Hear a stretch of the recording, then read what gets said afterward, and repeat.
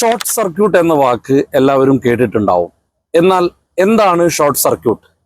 നമസ്കാരം, ഞാൻ NC Saju, electro trader, Dubai. Electricity ഒഴുകേണ്ട യഥാർത്ഥ വഴി വിട്ട് റെസിസ്റ്റൻസ് കുറഞ്ഞ വഴിയിലൂടെ വളരെ ഫാസ്റ്റായിട്ട് ഒഴുകുന്നതിനെയാണ് ഷോർട്ട് സർക്യൂട്ട് എന്ന് പറയുന്നത്. സാധാരണയായി കറണ്ട് ലൈവ് വയർ വഴി അപ്ലയൻസസിലേക്ക് പോയി ന്യൂട്രൽ വഴി തിരികെ വരും.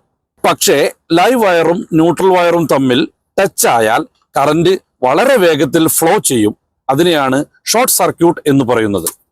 Damage wire, loose connection, old wiring, faulty appliances, water contact, poor quality products എന്നിവയെല്ലാം കൊണ്ട് ഷോർട്ട് സർക്യൂട്ട് ഉണ്ടാവാം. ചിലപ്പോൾ ഈ പ്ലഗ് പോയിന്റിൽ നിന്നും സ്പാർക്ക് വരുന്നതായി നമുക്ക് കാണാം. ഇത് ഷോർട്ട് സർക്യൂട്ടിന്റെ സൈൻ ആവാം.